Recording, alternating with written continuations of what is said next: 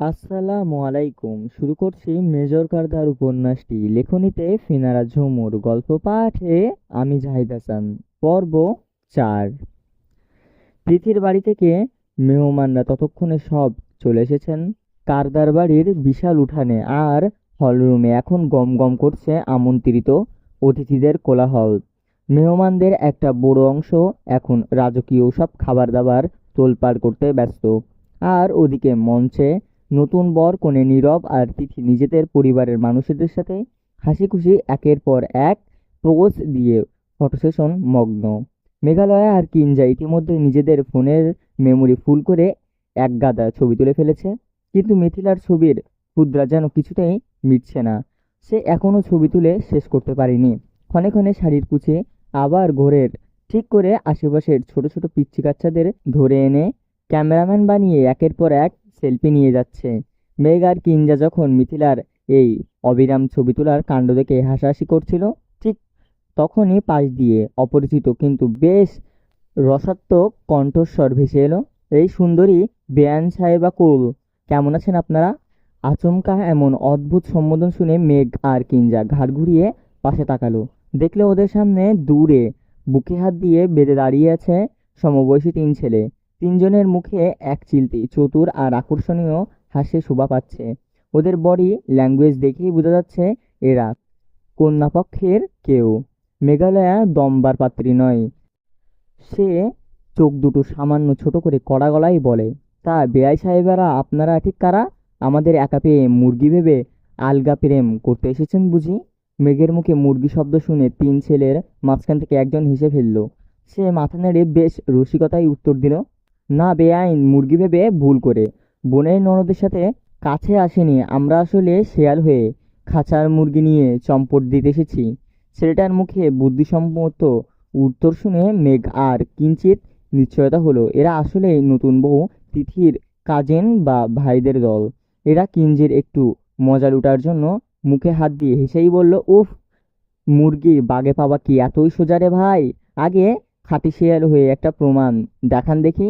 ঠিক তখনই তন্ময় নামের একটা ছেলে, যে এতক্ষণ মেঘের দিকে পলকহীন চোখে তাকিয়েছিল, সে এক পায়ে গিয়ে সে বেশ ঠাট্টার স্বরেই বলল, কি যে বলেন বেআইন, আপনি শুধু একবার অনুমতি দিয়েই দেখেন আপনার পাশে থাকা ওই পাউডার ব্লু সারারা পরা বেআইনকে নিয়ে চম্পট দিতে আমি এক মুহূর্তে পা খাড়া দিয়ে রাজি। তন্ময়ের এমন সরাসরি লাইন মারার ঢং দেখে মেঘালয় চরম বিরক্তির কপাল কুঁচকে ফেলল। সে তড়িঘড়ি উঠেই বলল, এক পাতেও শুধু তাল গাছ দাঁড়িয়ে থাকে, তা ভাই আপনি কি কোনো জীবন্ত তাল গাছ? তন্ময় একবার মেঘের আবার একটু কাছে ঘেঁষে ফিসফিসিয়ে বলল, আপনার মতো এমন একখানা সুন্দরী বেআইন পেলে আমি তাল গাছ কেন, মাকাল গাছ হতেও এক পায়ে রাজি। বলেই তন্ময় মেঘকে লক্ষ্য করে আলতো করে একটা চোখ টিপ দিল। কিন্তু চোখ টিপ দিয়ে সে যখন খুশিতে গদগদ মেঘের মাথায় উপর দিয়ে সামনের দিকে তাকালো, অমনি তার পুরো শরীর রক্ত যেন এক সেকেন্ডে হিম হয়ে জমে বরফ হয়ে গেল। সামনে ফুড সল্টের পিলরের আড়ালে এক হাতে পকেটে পুড়ে দাঁড়িয়ে আছে স্বয়ং মেজর শিষ্য কারদার অঙ্কন। তার সেই শান্তকীর্ণ রক্তলাল জ্বলন্ত চোখ জোড়া সরাসরি গিয়ে বেঁধেছে তন্ময়ের উপর। শিষ্য কোনো কথা বলল না, কেবল অত্যন্ত ধীর গতিতে নিজের পা দুটো আঙ্গুল দিয়ে তাকে চোখের ইশারা করলো। তারপর সেই আঙ্গুল তন্ময়ের দিকে তাকালো। তার চোখের সেই ভয়ঙ্কর চাহনি আর চোয়ালের কঠোরতা স্পষ্ট বুঝিয়ে দিচ্ছে তার ভেতরের নীরব হুঙ্কার। এই মুরগির আর পার্সোনাল শিকার, এর দিকে যদি আর একবার চোখ টিপ দিয়েছিস তবে তোর ওই শিয়ালগিরি একটানে বের করে বাঁশ গেড়ে দিব। মেজর কার্দারের সেই সাক্ষাৎ জমদূতের মতো ইশারা আর বাঘের ছাউনি দেখে তন্ময়ের পেটের ভেতর ভয়ের চোটে মোচড় দিয়ে উঠল। ডিফেন্সের মেজরের এই রূপ দেখে কার বাপের সাধ্য আছে সেখানে দাঁড়িয়ে থাকার? তন্ময় থমথম খেয়ে শুকনো ঢোক গিলে মুহূর্তের মধ্যেই নিজের সুর বদলে ফেলল। সে পাশে থাকা বাকি দুই বন্ধুর শার্টের কলার চেপে ধরে কাঁপা কাঁপা গলায় বলল, এই এই ভাই, এদিকে আয় তো, জলদি একটু কাজ আছে, চল চল। বলেই বন্ধুর প্রায় টেনে হিঁচড়ে সে বিয়েবাড়ির ভিতর থেকে মধ্যে হারিয়ে গেল। ওদের এভাবে হঠাৎ ঝড়ের গতিতে কেটে পড়া দেখে মেঘ আর কিঞ্জা পুরো আকাশ থেকে পড়লো। কিঞ্জা হা করে চারপাশ তাকিয়ে বলল, কি হলো এটা? এরা এমন কুকুরের মতো লেজ গুটিয়ে পালিয়ে গেল কেন মেঘ? মেঘালয় ওদের পালানোর আসল কারণ টের পায়নি, কারণ শিষ্য ততক্ষণে আবার পিলারের আড়ালে আত্মগোপন করেছে। মেঘালয় তার সারারার ওড়নাটা ঠিক করতে করতে চরম বিরক্তি মাথা নেড়েই বলল, বাদ দে তো আপু, খুব নাকি শেয়াল হয়ে মুরগি ধরতে এসেছিল। ফু, এক ধমকেই হাওয়া। ছ্যাঃ। বৌভাতের জমকালো অনুষ্ঠান শেষে নতুন বর কনে নীরব, আর তিথি বিদায় নিয়ে চলে গেছে। নিয়ম অনুযায়ী বিয়ের পর প্রথমবার নতুন বউকে কিছুদিন নিজের বাপের বাড়িতে কাটাতে হয়। সেই চিরাচরিত নিয়ম রক্ষার্থেই ওদের প্রথম প্রস্থান। মেহমানরাও একে একে বিদায় নিয়েছে। একটু আগের সেই গিজগিজে কোলাহল কারদার বাড়িটা এখন প্রায় খা খা করছে। হাতে গোনা গুটি কয়েক মানুষ ছাড়া আর বাড়িতে আর কেউ নেই। চারিদিকে এমন নিঝুম সুযোগটাও হাতছাড়া করলো না মেঘালয়া। সে গুটি গুটি পায়ে পেছনের উঠানের এক কোণে থাকা বিশাল বুড়ো আম গাছটার নিচে এসে দাঁড়ালো। দুই হাত কোমরে বেঁধে ঠোঁটের ওপর তর্জনী আঙ্গুল দিয়ে চেপে ধরে গভীর মনোযোগ দিয়েই গাছের ডালপালার বিন্যাস দেখতে লাগলো। ঠিক কোনো দিক দিয়ে পা বাড়ালে তরতর করে উপরে ওঠা যাবে, গাছে উঠবে বলেই সে মাত্র 20 মিনিট আগে তার শখের জামাকাপড় আর ভারী সাজগোজ ধুয়ে মুছে সাফ করে ফেলেছে।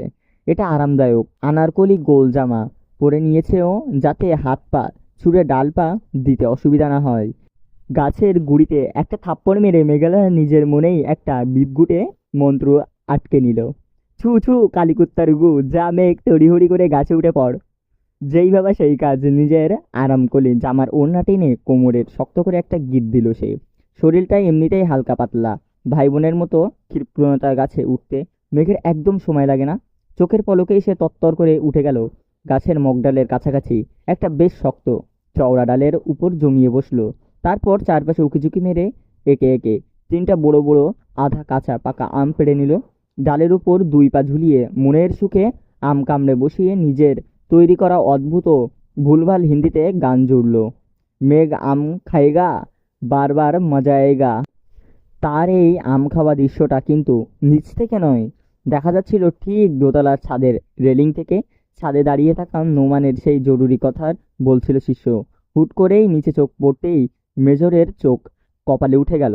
কোথায় একটা 17-18 বছরের ম্যাচিউর মেয়ে, আর কোথায় আনারকলির জামার ওড়না কোমরে বেঁধে গাছের মগডালে পা দোলাতে দোলাতে আম খাওয়া এক দস্যি বলিকা। শিষ্য নিজের কপাল হাত দিয়ে এক মুহূর্তের জন্য স্তব্ধ হয়ে রইল। তারপর পাশে দাঁড়িয়ে থাকা মেঘের বড় ভাই নোমানের দিকে তাকিয়ে কড়া গলায় বলল, তোর বোনে গাছের সাথে বাদরের মতো লটকায় আছে কেন?